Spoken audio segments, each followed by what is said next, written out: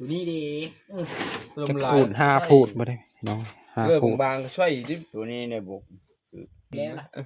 สิเลยสิเลยยังเล็กพัดหัวงามอยู่ต่ำบ้านเนี่ยครับเอาน้ำคุณตัวเส้นติ่มบ่ได้จัดไปนี่ได้นี่ว้าเส้นติ่มเพิ่นนี่นาปลาซิวปลาคอแม่นบ่ติ่ม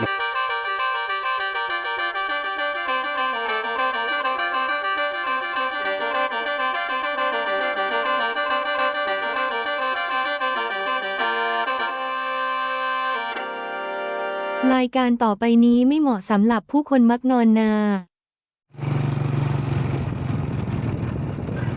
สวัสดีทุกคนพบกับซ่องหนุ่มไอ้หนุ่มหน้าตีนบ้านพี่น้องวันนี้ออกหาไม้ทำปลาพี่น้องไปกันเลยว่างได้แล้วเฮ้ยข้างวงคนนะช่วงนี้ขึ้นฟูนี่กระทะนี่ปลาใหญ่อยู่ดิคนไปตองเธอลงของพี่ดอกกันเนาะลมเต็มขาวตอนนี้เฮากัน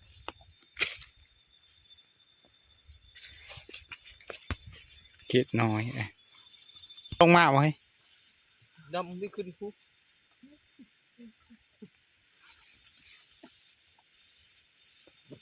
ดำมาพูดแล้วก็ลงมากเข้ากับมือเลย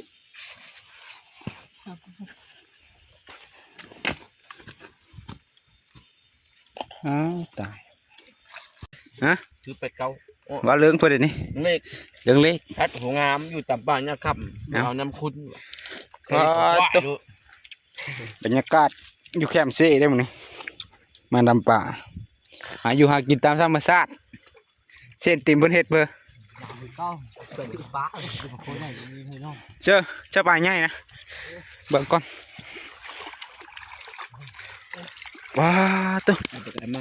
เส้นติ่มเบอร์ได้จัดไปนี่ได้นี่ว้าเส้นติ่มเบอร์นี่นาปลาซิวปลาคอแม่นบ่ติ่มคลองเอาโยกมื้อนี้ใช่ปลาตะขาบมันเอ้ยอยู่ถกกันไหนก็เต็มพี่น้อยสวยจับมือพึ่งเต็มตัวนี้ก็อุ่นกดปลานั่น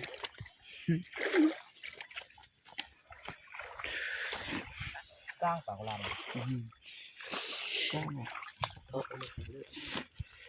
ช่อยปะปลาตัวเห็ดเนี่ยแซ่บๆเลยเนาะ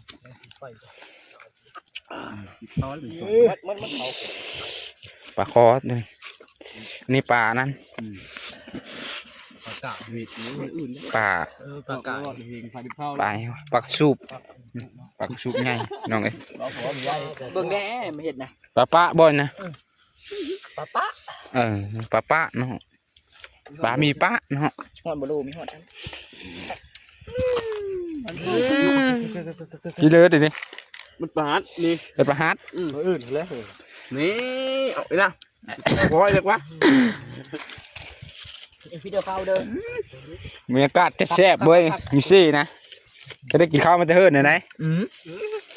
เมื่อไหร่กินเลยไหมปลาโตจีมาหมดแล้วช่วยห้างหน่อยปืนสับเจ้านี่เดินกับมาอยู่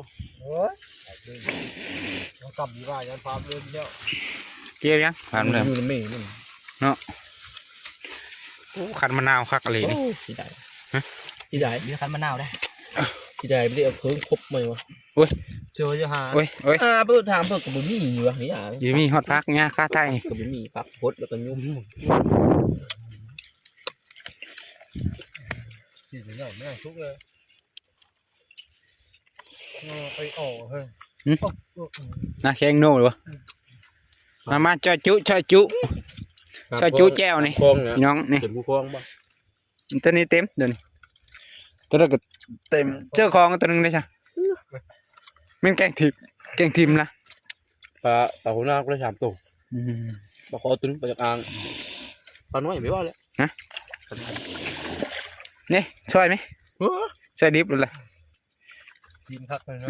นี่เขารักโทรศัพท์อย่างนี้นี่ ยันเด็กน้อยเขายันหดในบ้านอื่นมา ครับอ่อนตาย มันมากก็พอ มากับแพงมาก โอ้เก่งเนาะ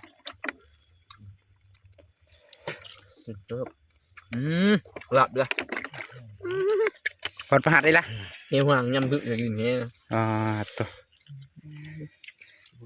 หลับเลย เห็นว่าพอดประหัดอีก ใช่ เกมอุปกรณ์มาแต่พักหญ้าค่าไทยบ่ได้มาพี่น้องเอ้ยเสียสูตรเลยระวังในนานะเตะเลย มากิ ติ น ม นะครับมากินไหม นานะ กินไปนำครับ นี่ กินไหมบักนะกินเถอะนะ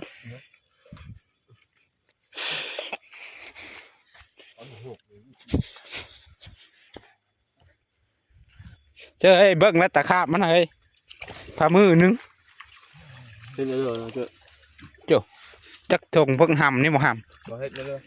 ได้เชิญนะ ำนั่นนี่ดิพี่น้องตะขาบนั่นนี่นะนี่ปล่อยมันไปหญ้าก็รอ ชอบกิน เนาะนี่ดิ บ่ไอ้ชมน่ะแบ่งได้อยู่ ดิ คนละห่อหั่น ก็เห็ด ตะขาบเช่พี่น้องเอ้ยนี่เรียบร้อยนะ ไม่ได้ตายเลยจี หลายมันเซอร์ เราเอาปอกอยู่กุ้ย ลองมาเลยซะ บ่เฮ้ยเดี๋ยวนี้จะเอ้ย ฮะ มึงเฮ็ดแล้วมึงแบ่งกินน้ำกูเยอะกูลองกินเบิ่ง เคยเฮ็ดเนาะ เฮ็ดเบิ่งก็ได้โคบ่ลึกอ้อมละ เนาะ มันน้อย มื้ออื่นไว้เนาะ บอกอยู่หดโลเลย ฮอด เออ ไปดูดิปลา พี่ฮอดเนาะ พี่ ตึกเลยเนาะ มึงจะลองกิน นี่เติบเลย นี่เชิญนะ ยิ่งย้อนหินนั่น มีใหญ่มันอยู่ที่ ยันอยู่แถวนี้เนาะกินนี่เนาะ ทางบ้าน อาจจะมีแม่มันพี่น้องป่านี่เฮ็ดชมก็เป็นตาอยู่เนาะ ซ้ำนี่ผมก่อนไปชมก่อน มีเฮ็ดชมน้องเบิ่งเนาะเพื่อเฮ็ด เอามากินเลยโอ้ยปลาย ปลานี่เสียมันนี่โอเคนี่เอามาเพื่อปลานี่คือหมู ตะขาบพี่น้องเอ้ยเสิได้มันตาย ก็บายไผ่เต่าทะเลเลย กินรวด เต้าซี่แล้ว เต่าที่ เต้าซี่แล้วนี่นะเสื้อถุงนี่ ตัดเสร็จมันคือเท่าได้กินเลย เชื่อนี่นะนี่เนาะลองเบิ่งเลยบางทีมันดีก็มีได้ ยิงหูหน่อยเนาะนาแล้วยิงจะเพ่นมันก็ได้เนาะ เดี๋ยวโชว์นะ แม่ให้กูเอาช้อนอยู่เบิ่งไม่ไปตีเลย นี่เราตัวใหญ่ตัวตี สองฝาโม่ไปเลยเลยอยู่แล้วก็มาดิปลาพาเอาไหมตุ้งเขาหลุดวะเอาเนี่ยมันไปตีมันไปตีเลยมันตายแล้ว เนี่ยมันตายมันอยู่คอมันยืดมันอยู่ไรเลย มันเคยเห็นปลาพาอยู่ในน้ำเนี่ย เชิญว่าคือใหญ่คือซาโลหน่อยเนาะ เห็นที่เราเห็นเถอะตายแล้ว กระดงพัด ที่มาชูเอาไม่งัดขึ้นอยู่แล้ว สิบคนเด้อหามกันหนึ่งปะเป็นทางรวมกันจีน่าเอาคว้าไปมึงเนาะ เฮ้ยป่าเฮา ขอเยอะขอจ้องแล้ว จ้องแล้วแหละนี่ป่าได้วันนี้3คลองพอได้เห็นว่าตัวนี้ก็เต็มบ่คลองเฮาเห็นบ่ตัวนี้นะ คล้องเต็มแล้วคล้องเห่าเหมือน มื้อนี้นะคือว่าโอกาสปลาใหญ่ถูกใส่มืดแล้วจันเอ้ยปลานะปลาใหญ่นะ โมงเขาบีอ้อมจะโมงน้อยเลย ที่บ้าซะแล้วเอาขึ้นจากโลกแล้วนี่ไม่ขึ้น คืนนึง10โล20โลเนาะ แล้วนี่ตัวเห่าผู้ละโชว์3โลลงมาเลยล่ะ โฮมเดียว ยิงเท่ทางทีมตุบสิก้นมัน ตายเช่ ตายเท่อร่อยช่วยน้ำมากินนะ เด้ เนาะ น่ะ บางวันนี้มันยังปลาใหญ่เลยนี่ วันนะ วันที่เนาะ พูดละพูดละไม่คู่เลยรู้ว่า ได้เส้น รู้ว่า ได้ปลาใหญ่เด้มื้อนี้ได้ปั๊บเด้ปลาใหญ่เพิ่น ปั๊มยิงเจอชิลเลอร์มาเลยไอ้ก้นมัน ปลาใหญ่เด้ปลาปะ ยิงกันเลย ปลาปะกับปลาคอหน้าอันนี่เด้หน้าอันนี้เนาะหน้านี่แหละแต่บ่ได้ใช้เปรียบเฮานะ หน้านี้เหรอ หน้านั่นแหละมันยิง ตัวก็งานเลยครับมาปะใช่ไหมมาโหงไหม นาทำว่าได้นะเรื่องมันก้นยาวเฮ้ยเป็นโกมาอีบ่ ตะควันขนาดเด้เด็กอุปกรณ์เฮาตัวนี้ก็แม่นบ่วะแม่นบ่ปรากฏนี่ก็เฮ้ยเอาเลยคือหลายคลองเท่ซะนะ ปลาน้อยมากก็ต้องแบบนี้เดี๋ยวว่ะ ตัวนี้อันนู้นงอนตัวนี้นะ บางคุ้งโคง คลองเฮานะกะ ได้สองอย่าง ได้3คลอง เพื่อเอายาชูบมาให้เจอ นี่มีเอาเดี๋ยวติดตามส้มปั่นปลาอยู่เฮือนมาแล้วนี่กินข้าวโอ้เท่าดูเส้นติมบ่ได้มื้อนี้ว่าตะลุแพงเพิ่นเท่าปลานี่เนี่ย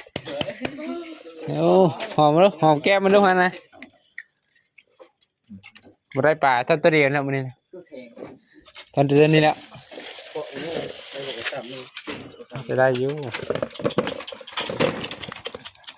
เก่าจ้วะนะปอตัวมึงกี่บีบหาจังนี้อันนั้นกันนะบีบ โอ้สองสามเศษมันขาย เอ๊ะอย่างคลองนี้ดิ ปลากระบอกหูคิว จะได้ปลานี่เลย ขึ้นมาครับเคยเห็นให้ผม ปลากดก็จะได้ห้อยเอา ว่าก็ละได้เลยคือเอ้ยลุงบ่ซื้อเอาปลากระปุงดู เด้ปลาอันนั้นเด้ ซื้ออีกคนนึงนะ เด้ทิมมันละได้หมดละ เขาไม่บอก 3คลองเอ๊ะตัวใหญ่ว่าตัวนี้เนี่ยใหญ่นะปลาป้าปลามีป้า คอยหนีเฮาคอยแล้วตัวนี้แล้วเรื่องแล้ว นั่นเดียว มึงละมึงเอาโคไปหน่อยสาวโค ไม่ได้จะโผล่ปุ๊บมันนี่ โอ้หาเนี่ยเด็กกบ เชื่อสุดไหวเลยเดินหลังเพื่อเมื่อ มันก็ได้เติมได้ มันนั่นคือ ยิงพอดีมัน เจ้ตะขาบแต่ไหนเอามาเต็มเด้อ โอ้ทำ ที่ได้ยี่สิบครับ เอาเขากินผู้เดียวได้ ไม่ได้ข้าวเลย เขาไปกินน้ำได้เขายันพิษเดียว โอ้ยเป็นการอึ้งแล้วแบบนี้นะ เกมไม่ลดคม ไม่นอนเลย เอ๊ะนอนกินข้าวชุยอยู่ที่ชายกูลูก ว่าตะขาบมันนะนี่ตะขาบได้ไง ตายแล้วนะ โยคามันเนาะ ยิงโหมันหลุดนี่นะ ขี้หินนี่สิ ยิงทับเอา โย ยิ่งหูอ่ะ ยิ่งโหขึ้นมากก็ ครับอี ทับอีกแต่ว่าจะได้วันโลนึงฮะจะได้ ใช่ไหมเนี่ย เดี๋ยวลูก จำไม่แรกของเอาวันที่ว่าแก ทำนี่เนาะรอ6-7 ขีดนั่นได้ จมว่ากิน เฮ็ดให้เรากินเฮ็ดส้มก็ได้ป่ะ ปลากุด ส้มปวดก็ได้ป่ะ ห่อละชาวพันเนาะ ไม่เคยกินจักเธอได้ ยังไม่เคยกินเลย เราเคยชม พัดเพชรเนาะเฮ็ดพัดเพชร ปัดกึ ลาบชด โอ้ยว่าได้ไหมนี่กว่าลาบสดแซ่บ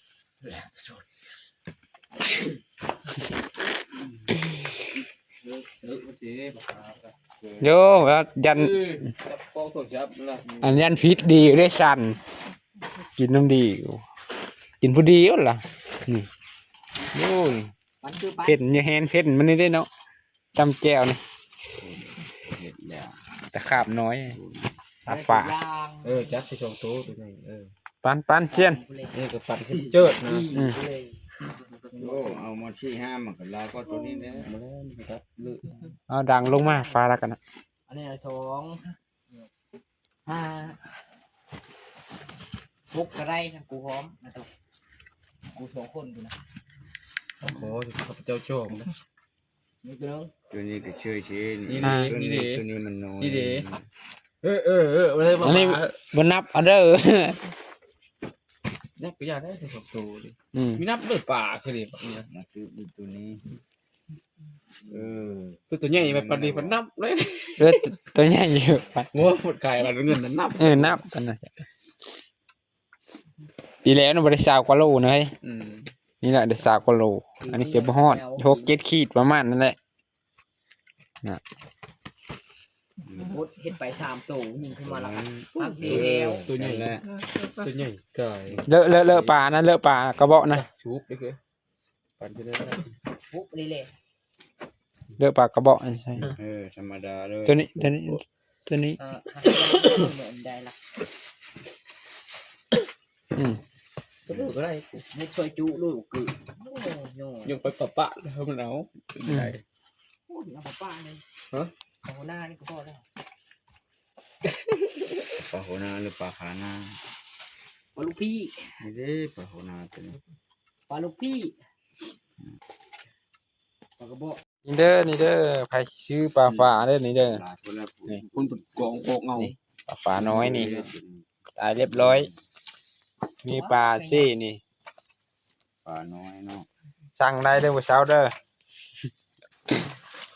โอ้ จงละ10-20,000ว่ากันไปนี่เส้นติ่มเพิ่นเฮ็ดเลยปลาเนี่ยลาบๆทั้งหมด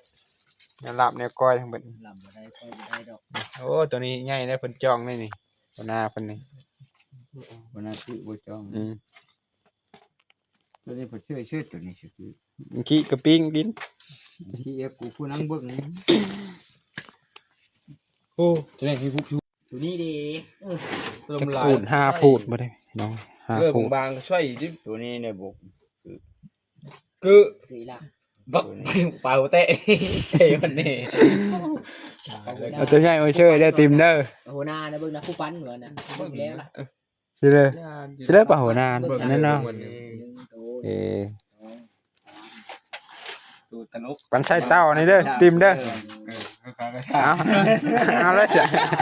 โอ้ยลูกนางก็ชื่อก็ได้ป่าไปชัน เอาไปทำตัวเลยเอาไป เอากระชากูเด้อ ไม่รู้เนื้อปลาใหญ่ยังบอกเอาเบอร์เขากูดัง เอาไหมปลาใหญ่นะ ยอมตัวเลือกเอาละ เอ้มันชี้เลย เลือกเอาแล้วแต่ตัว เอาตัวเริ่มเอาตัวนี้บ้างไปจัดไป โอ้ย เอ้า นั่งบึ้งเอาเลยสามคนอยู่เลือกเอาเนี่ย เฮ้ยเฮ้ยอย่ามาในคลองนะเฮ้ย โอ้ไปให้หมูก็ได้เนาะปลากูแกง ในคลองมาเต็งเนาะเดี๋ยวเก็บมือนะปั่น ปลาพากับเฮาเฮ้ย เอาเอ้ยได้พอได้อยู่ได้กินอยู่นี่ปลากดใหญ่นี่ปลาตัวสิได้เนาะ น้ำเป็นจองนะเพิ่นนิดแต่น้ำผู้ปัด เอ้ย เอานี่กวาดหุบนะแล้วมันเอาเลย นี่เรียบร้อย กันเขาเร็ว เรียบร้อยไป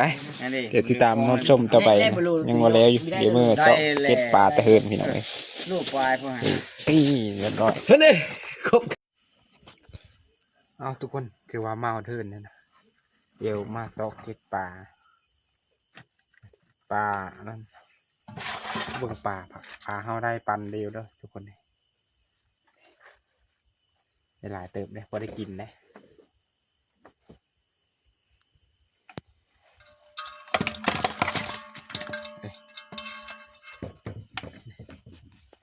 ได้หลายเติบพี่น้องเอ้ยเทว่าปลาเฮาเทว่าสิเฮ็ดส้มกินพี่น้องเอ้ยแต่ว่าเสียดายนะถ้าบ่ขึ้นมาแล้วล่ะเฮาฆ่ามันนะจริงๆแล้วมันยิงถือการคอมันบ่ตายเนาะสุดท้ายท้ายสุดก็ขอทุกคนไปกดติดตามกดไลค์ให้ด้วยทุกคนด้วยเดี๋ยวคลิปนี้เพื่อจะนี้เดี๋ยวติดตามคลิปต่อไปนะขอลาไปก่อนพี่น้องเอ้ย